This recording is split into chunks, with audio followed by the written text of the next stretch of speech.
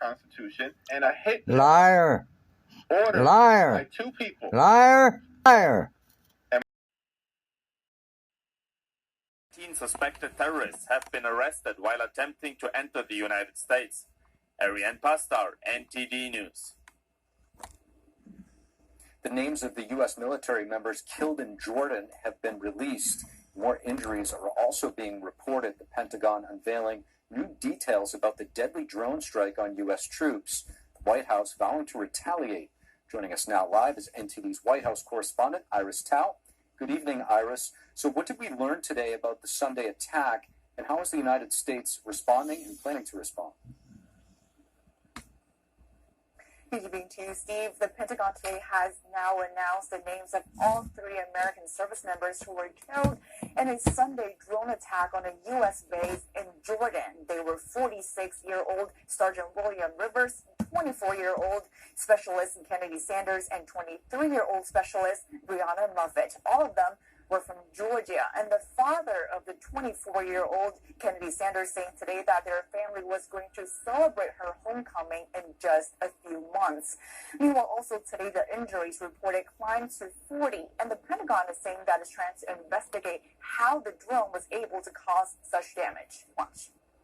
We are still assessing what happened and how a one-way attack drone was able to impact the facility. We're not going to discuss further specifics or measures we're taking to prevent such actions or future attacks.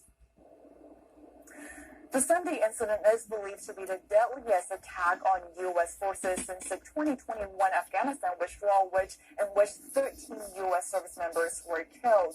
Meanwhile, both the White House and the Pentagon say that they believe Iran is the one behind the attack, which is directly carried out by the militant group in the region. But as Republican Senator Lindsey Graham is calling on President Biden to directly strike Iran, the White House is saying today that it does not want to go into war with the Iranian regime. Watch. We do not seek another war. We do not seek to escalate. But we will absolutely do what is required to protect ourselves, to continue that mission, and to respond appropriately to these attacks. President Biden vowed on Sunday that we shall respond. The White House saying today that President Biden is weighing his different options as he's facing a challenge to balance the need to protect our interests and the need. Ordering Border Patrol to go there, and rather than help secure the border, which they've been pretending to do, rather than secure the border, they want to go there and tear down the barriers so that illegal aliens can continue crossing at this location. Now, a bit more on this. Texas Attorney General Ken Paxton himself went on Twitter, now known as X, and he said this. He said, "Today I am denied the Biden administration's unfounded request and issued counter-demands. By February 15th," and so we're going to watch this go until that next key time, DHS must supply the official plot map and deeds demonstrating the precise parcel in which they claim ownership. An explanation about Texas is preventing access to those specific parcels. Documentation showing that Eagle Pass of Texas ever granted permission for DHS to erect infrastructure that interferes with border security. And proof of Congress empowering DHS to turn a Texas park into an unofficial and illegal point of entry. He notes that if the federal government is going to make such claims, it must provide proof. In other words, Texas is calling the Biden administration on their bluff. The Biden administration is saying that, hey, this is federal land, DHS owns this location, and, Texas turned over this park, and so on and so on.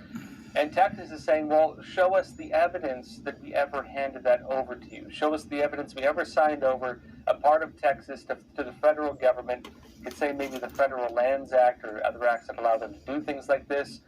And also, they're saying, show us the evidence that allows the federal government to basically facilitate illegal immigration. They're forcing the Biden administration to basically admit that they've been facilitating mass illegal immigration into the United States. This is going to be important for the national debate because remember, while New York is going bankrupt and California is going bankrupt and Chicago is going bankrupt because they have to house and feed and take care of the literal hundreds of thousands of illegal immigrants flooding into the U.S. every single month, they're blaming Texas for this. Now, each state, of course, not dealing with the full numbers, but of course, Texas and other states that have to deal with this are facing those hundreds of thousands. And Ken Paxton notes that presumably because you have no meaningful response to our letter, your latest letter abandons earlier factual assertions, asserts new ones, and supplies even less of a legal basis for your demand. Now, again, what they're doing is they're going to force the Biden administration to show the evidence, show the documentation, and frankly, show their true face, to end the masquerade where they're pretending to enforce border security while in reality facilitating illegal acts against America. And of course, while this happens, you have a standoff, and a real one, between the National Guards of at least 10 states, and probably growing, the backing of 25 U.S. states with Texas, and also the Texas military versus the Border Patrol sent by Biden to go there and act in defiance against all of these states. Meanwhile, the guys on the ground are saying they're just not going to fight each other on behalf of the governments. I'll be explaining that in a minute. But let me show you first what other states are doing, because as this all happens, other states are getting behind Texas. And that notably, by doing this, they are joining in open defiance of the federal government, and of course, by extension of that, Joe Biden's authority. Post Millennial says, Governor Greg Abbott of Texas spoke with Tucker Carlson over the phone on Friday, where he said that Texas will be prepared for a conflict with the federal government after 10 states have already sent the National Guards to help with the border crisis.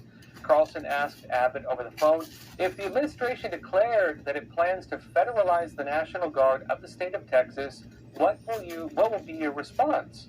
And Abbott responded to Tucker Carlson saying that they are prepared if that were to happen. He said, quote, "We will continue to do exactly what we're doing." And he said as well that Texas will continue to put up razor wire to enforce the border. When asked if Abbott could see the conflict arising, he gave a similar response. We'll keep doing what we're doing, essentially. And Abbott added that if President Joe Biden decided to do so, it would be a boneheaded move by the president. Because, look, the United States is getting pulled very likely into multiple wars internationally. Wars against terror groups, many of them now. Possible war against China, possible war with North Korea, possible war with Russia. In fact, we're now deploying nuclear warheads to the United Kingdom to deter Russia and Iran. And as all this happens, what's Biden's focus? States, unvetted individuals, open a path for potential terrorists to infiltrate the U.S. during an international conflict. Oh, crap. Punish and even threaten American states for filling the gap that the federal government is refusing to fill. While the federal government is delinquent in its duties, one of its sole duties, technically, is to secure the borders of the United States, and while they're doing the opposite of that, states trying to fulfill that role are being punished and even threatened. Now, this goes a little further, too, because they're talking about the president's ability to federalize the National Guard, to call up the National Guard. Briefly, the United States is a very unique country. Every state technically has its own government. You have the mayors and you have the governor. The governor is like the president or prime minister of a normal-sized country.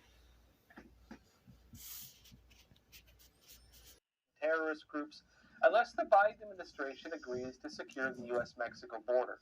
And House Republicans are saying the offer right now, the counteroffer from the Biden administration, is dead in the water. Why?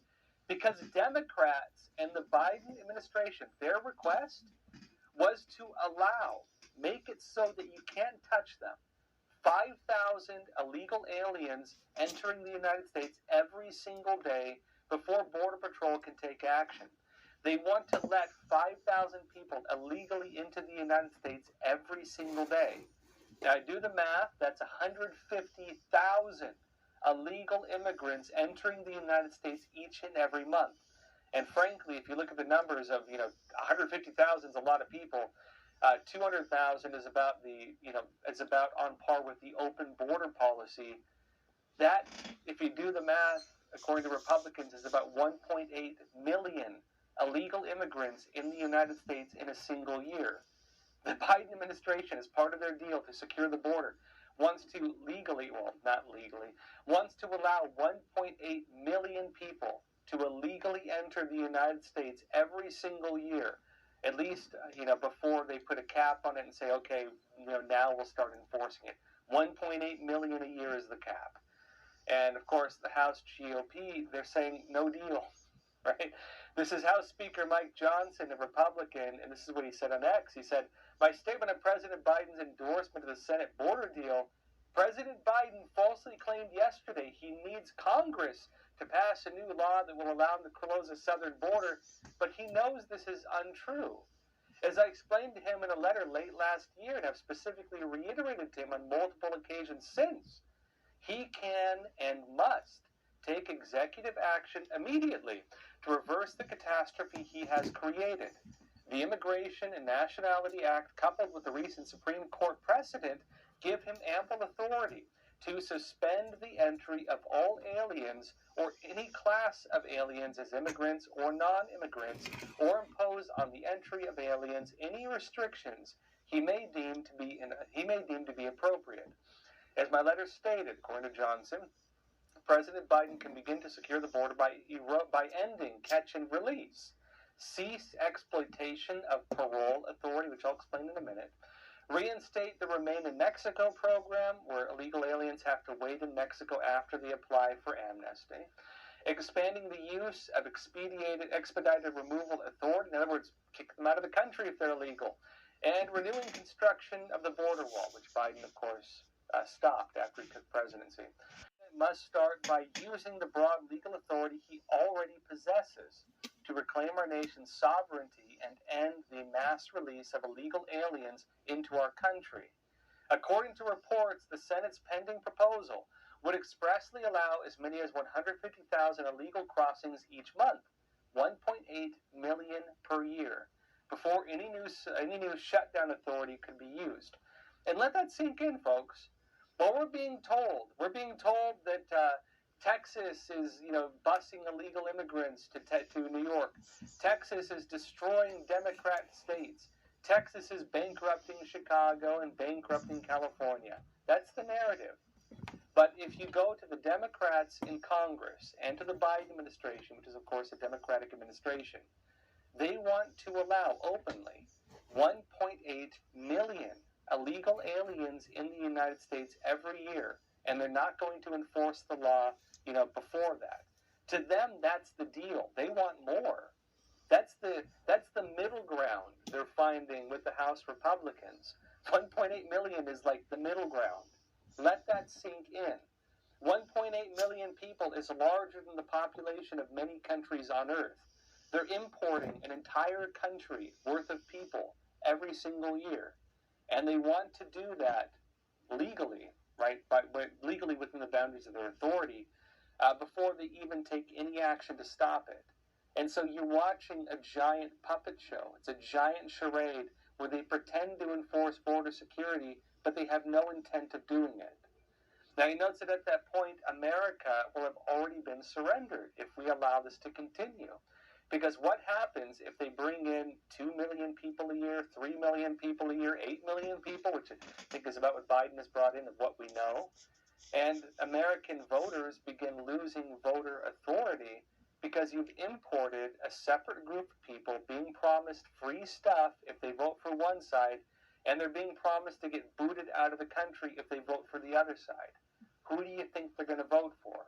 This looks like an attempt by the Democrats to destroy the two-party system in America and, frankly, ironically, walk a path to becoming dictators.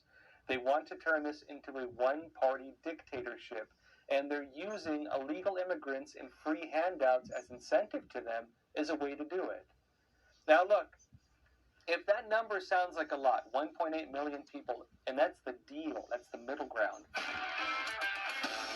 Well, everyone, that's all for tonight. Thank you for joining us, and as always, please take care of yourselves, stay informed, and stay free.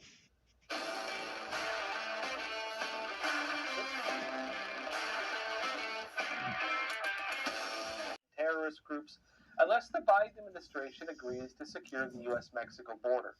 And House Republicans are saying the offer right now, the counteroffer from the Biden administration, is dead in the water. Why? Because Democrats and the Biden administration, their request was to make it so that you can't touch them. 5,000 illegal aliens entering the United States every single day before Border Patrol can take action. They want to let 5,000 people illegally into the United States every single day. Now, I do the math, that's 150,000 illegal immigrants entering the United States each and every month. And frankly, if you look at the numbers of, 150,000 is a lot of people. 200,000 is about on par with the open border policy. That, if you do the math, according to Republicans, is about 1.8 million illegal immigrants. Must start by using the broad legal authority he already possesses to reclaim our nation's sovereignty and end the mass release of illegal aliens into our country. According to reports, the Senate's pending proposal would expressly allow as many as 150,000 illegal crossings each month, 1.8 million per year, before any new shutdown authority could be used. And let that sink in, folks. What we're being told that Texas is, busing illegal immigrants to New York. Texas is destroying Democrat states. Texas is bankrupting Chicago and bankrupting California. That's the narrative.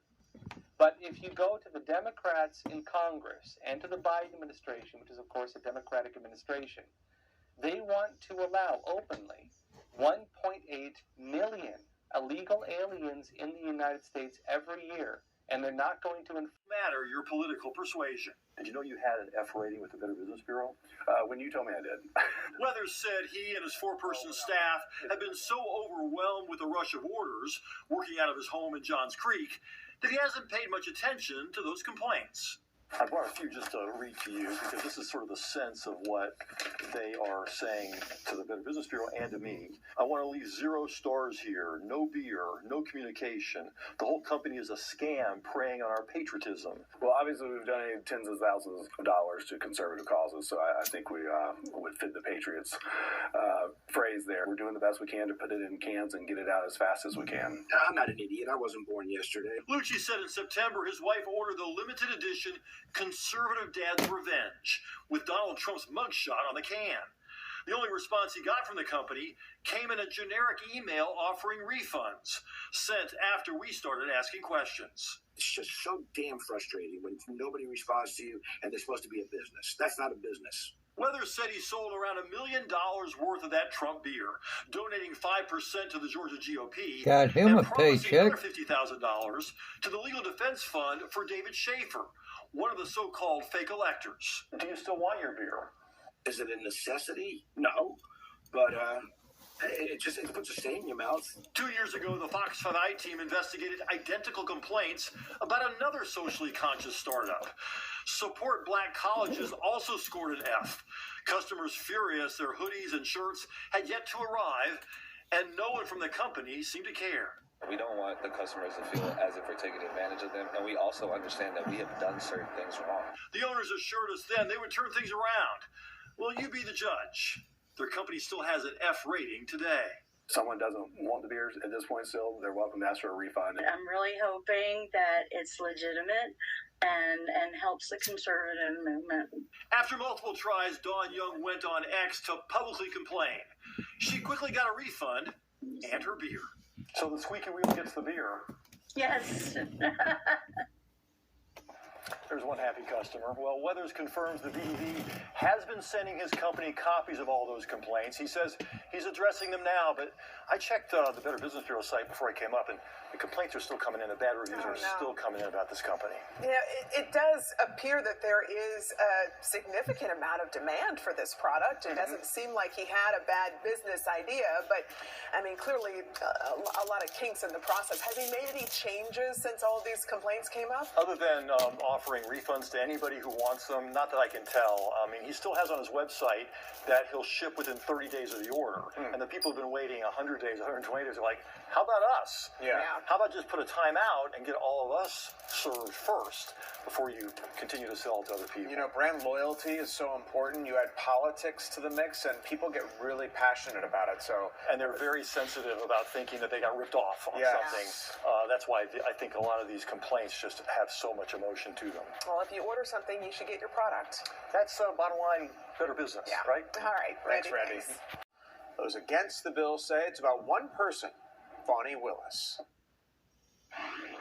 This commission will be able to begin their real work. That is bringing accountability to those rogue prosecuting attorneys who abuse their office, sexually harass their employees, and do not show up for work. It's a new low in Georgia, and it's a new grab of power I've never seen. I've been here 12 years.